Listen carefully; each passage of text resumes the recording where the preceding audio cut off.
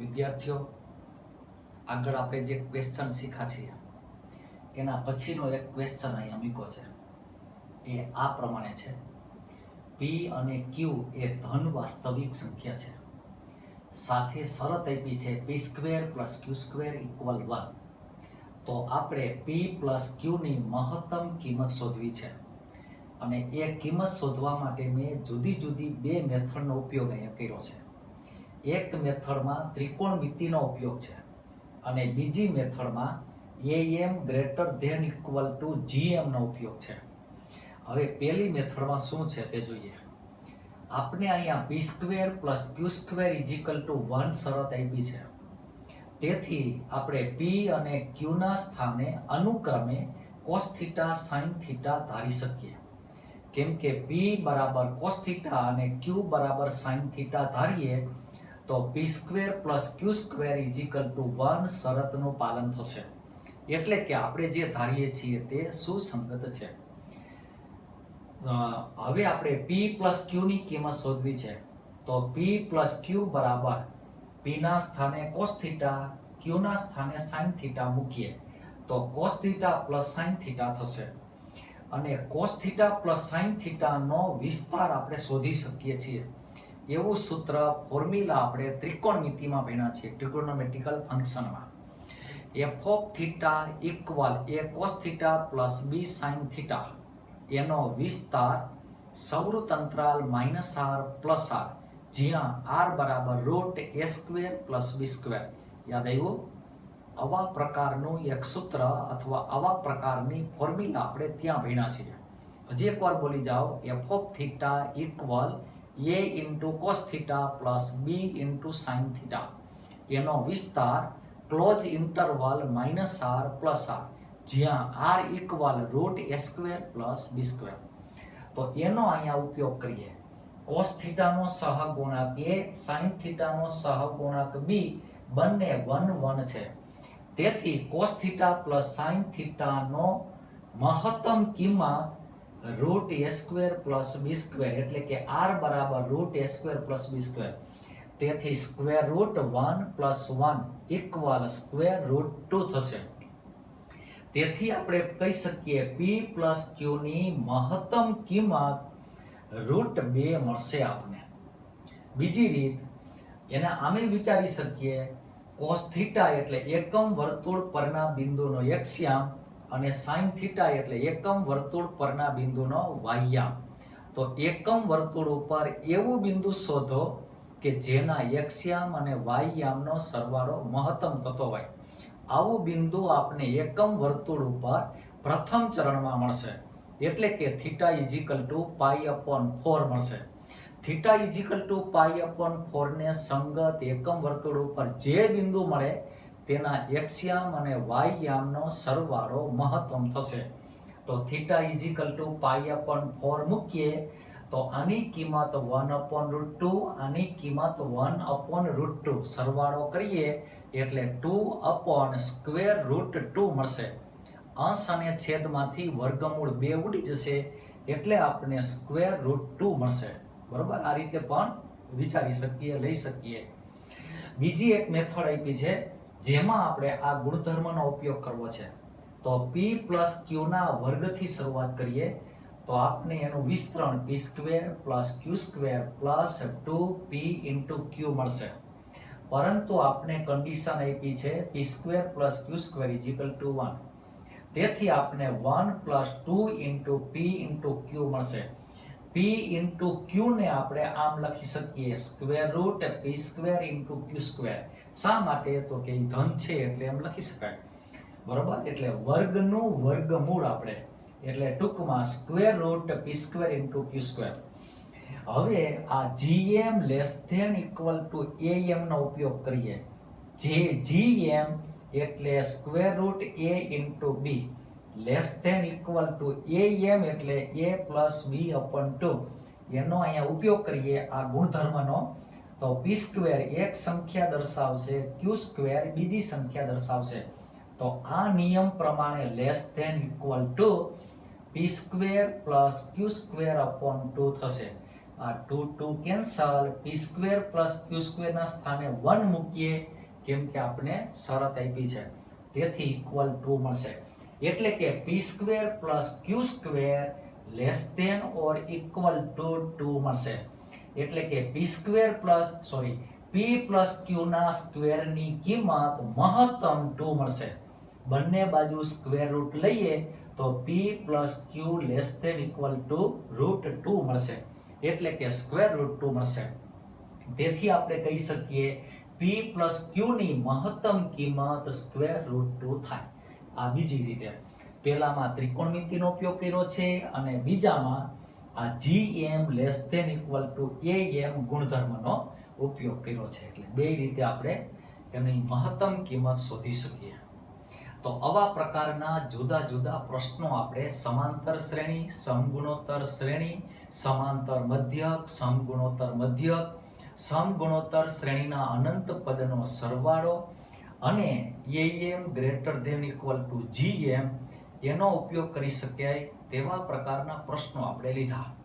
એના પછીનો એક પોઈન્ટ એટલે કે વિશિષ્ટ શ્રેણીઓનો સરવાળો. આપને અહીંયા જુદી જુદી વિશિષ્ટ શ્રેણીઓ આપેલી છે જેનો આપણે સરવાળો કરવો છે. તો એમાં પહેલું સૂત્ર બરોબર અથવા પહેલું formula 1 plus 1 plus 1 plus 1 n વખત લઈએ તો 1 પ્લસ 1 પ્લસ 1 પ્લસ 1 n વખત તો આપને n મળશે, જેને આપણે સંકેતમાં આમ લખી શકીએ sigma r equal first up to n of 1. હવે આમાં સિગ્માની અંદર જે પદ છે એમાં r બરાબર 1 મૂકીએ તો આપને 1 મળશે. એટલે પહેલું પદ મળશે 1. r ઇક્વલ 2 મૂકીએ તો પણ આપણે 1 મળશે. 3 મૂકીએ તો પણ 1 મળે. એમ કરતા r બરાબર n મૂકીએ તો પણ આપણે 1 મળશે. એટલે કે 1 પ્લસ 1 પ્લસ 1 n વખત, જેને આપણે સિગ્મા સંકેતમાં આમ લખી શકીએ sigma r equal 1 up to n of 1 અને તેની કિંમત n મળે. અને બીજી શ્રેણી 1 plus 2 plus 3 plus dot plus m એટલે કે 1 થી n સુધીની પ્રાકૃતિક સંખ્યાનો સરવાળો, જેને સંકેતમાં આપણે અથવા સિગ્મા સંકેતમાં આમ લખી શકીએ sigma r equal 1 up to n of r. એટલે કે આમાં r બરાબર 1 મૂકો તો 1 મળશે, 2 મૂકો તો 2 મળશે, 3 મૂકો તો ત્રીજું પદ 3 મળશે અને છેલ્લે n મૂકીએ તો છેલ્લું પદ n મળશે. અને તેનો સરવાળો n into n plus 1 upon 2 આપણને મળે છે, એ આપણને ખબર છે. એ જ રીતે 1 થી n સુધીની પ્રાકૃતિક સંખ્યાના વર્ગનો સરવાળો, જેને આપણે સંકેતમાં sigma r equal 1 up to n of r² વડે દર્શાવી શકીએ. અને આ સરવાળો આપણને આ મળશે n plus 1 2n plus 1 upon 6, જે આપણે ગાણિતીય અનુમાનના સિદ્ધાંતમાં મેળવા છે.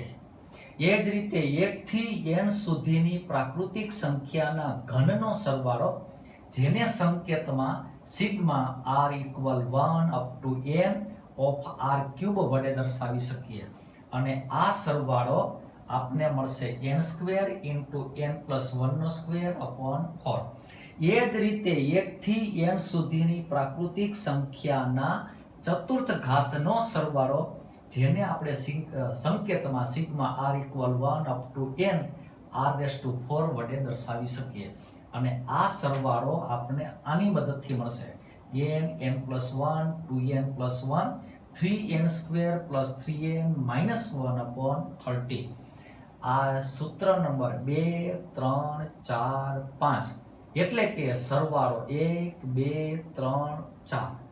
એટલે કે આ બીજું સૂત્ર, ત્રીજું સૂત્ર, ચોથું સૂત્ર અને પાંચમું સૂત્ર એ આપણે ગાણિતીય અનુમાનના સિદ્ધાંતની મદદથી પણ મેળવી શકીએ છીએ. એટલે કે ગાણિતીય અનુમાનના સિદ્ધાંતની મદદથી આ સરવાળો આપને આ મળે છે અને એ સૂત્ર તરીકે પણ આપણે યાદ રાખવાનું. 1 + 1 + 1 n વખત તો સરવાળો n થશે. 1 થી n સુધીની પ્રાકૃતિક સંખ્યાનો સરવાળો n +1/2 મળશે. વર્ગનો સરવાળો આપણને આ મળશે. ઘનનો સરવાળો આપણને આ મળશે અને 4 ઘાતાંકનો સરવાળો આપણને આ સૂત્રની મદદથી મળશે. અને આ સૂત્રો આપણે બીજી રીતે પણ મેળવી શકીએ, એટલે કે પ્રેક્ટિકલની મદદથી પણ આ સૂત્રો આપણે મેળવી શકીએ. એ આના પછીના લેક્ચરમાં જોઈશું આપણે. તો બેઝિક રીતે ગાણિતીય અનુમાનના સિદ્ધાંતની મદદથી આ બધા સૂત્રો આપણે મેળવી શકીએ છીએ અને આપણે હવે એ યાદ રાખવાના છે.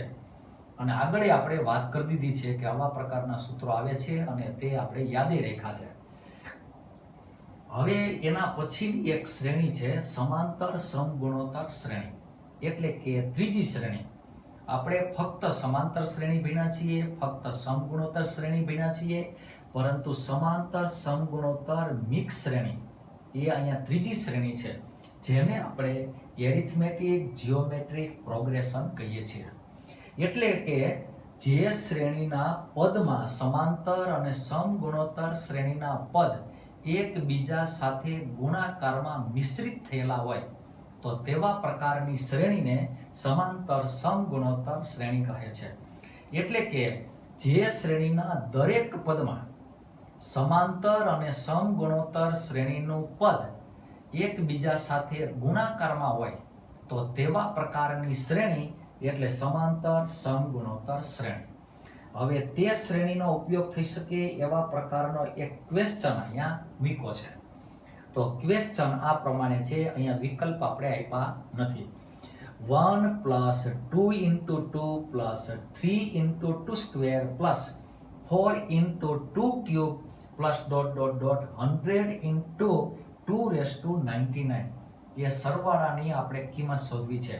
નિરીક્ષણ કરીએ તો આ શ્રેણી સ્પષ્ટ સમાંતર શ્રેણી નથી, આ સ્પષ્ટ સમગુણોત્તર શ્રેણી પણ નથી, પરંતુ આ શ્રેણી સમાંતર અને સમગુણોત્તર શ્રેણીનું મિશ્રણ છે. એટલે કે સમાંતર સમગુણોત્તર શ્રેણી છે. એટલે કે સમાંતર અને સમગુણોત્તર શ્રેણી મિશ્રિત થયેલી છે અને આપણે તે મિશ્રિત શ્રેણીનો સરવાળો શોધવો છે. તો એના માટે કઈ રીતે આગળ વધવું એવો એક ક્વેશ્ચન આગળના લેક્ચરોમાં આપણે લીધો છે.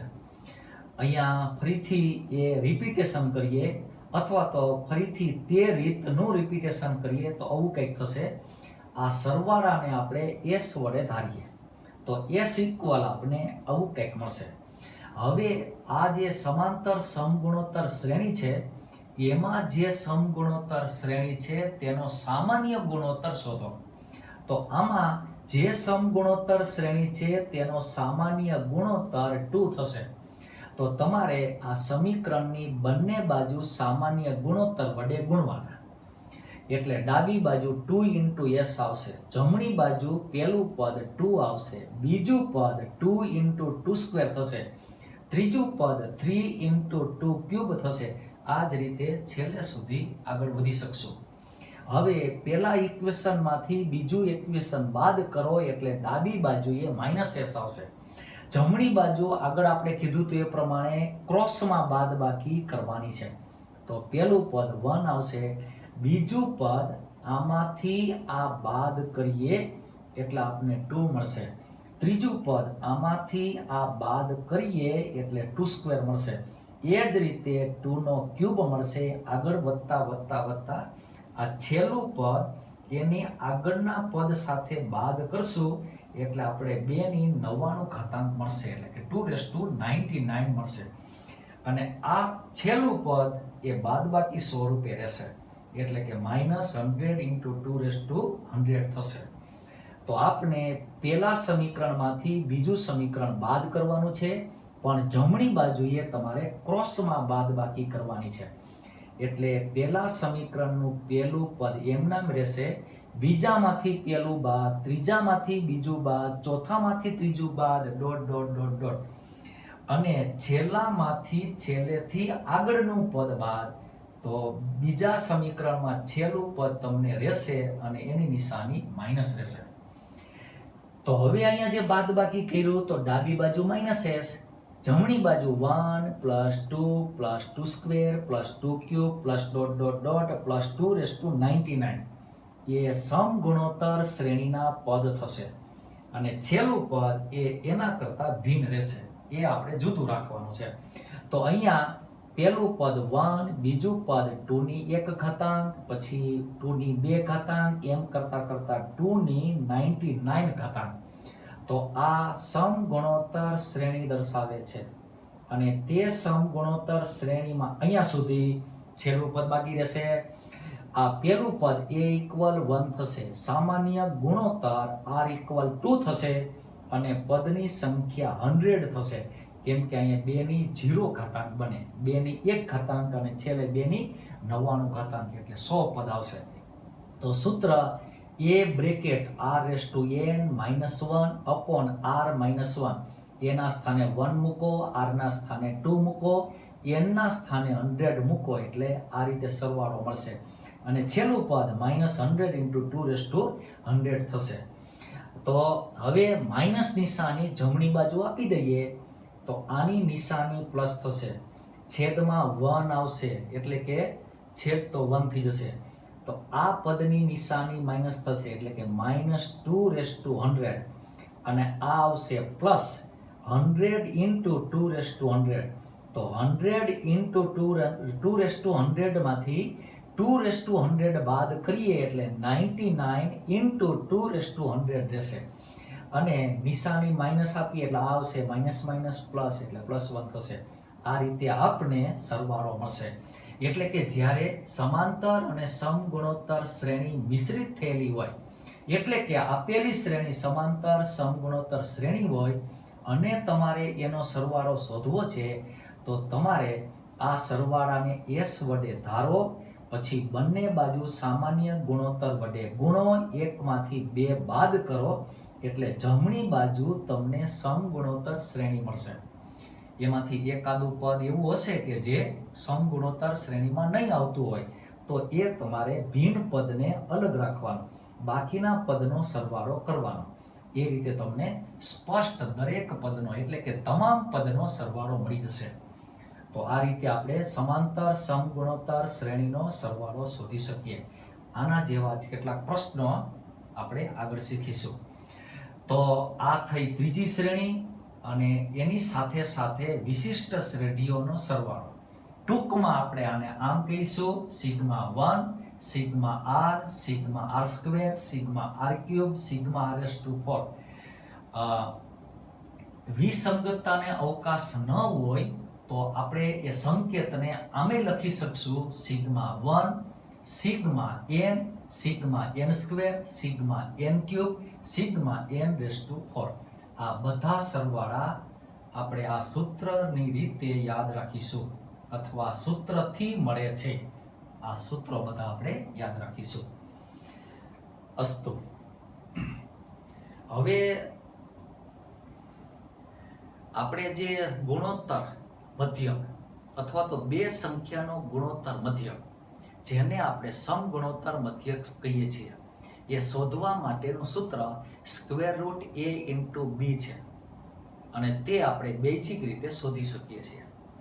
હવે ભૌમિતિક રીતે એટલે કે મેથેમેટિકલ ઇન્સ્ટ્રુમેન્ટની રીતે એટલે કે પ્રેક્ટિકલની રીતે કેમ મેળવી શકાય એ માટે મેં એકદમ સિમ્પલ મેથેમેટિકલ ઇન્સ્ટ્રુમેન્ટ બનાવ્યું છે અને એમાં એક ગ્રાફ દોર્યો છે અને એ ગ્રાફની મદદથી આપણે બે સંખ્યાનો સમગુણોત્તર મધ્યક શોધી શકીએ છીએ. તો હવે તમને એ ગ્રાફ હું બતાવવા માંગુ છું. તો આના પછીના પેટા લેક્ચરમાં આપણે એ ગ્રાફ ઉપરથી બે સંખ્યાનો ગુણોત્તર મધ્યક શોધીશું પ્રેક્ટિકલની રીતે. વસ્તુ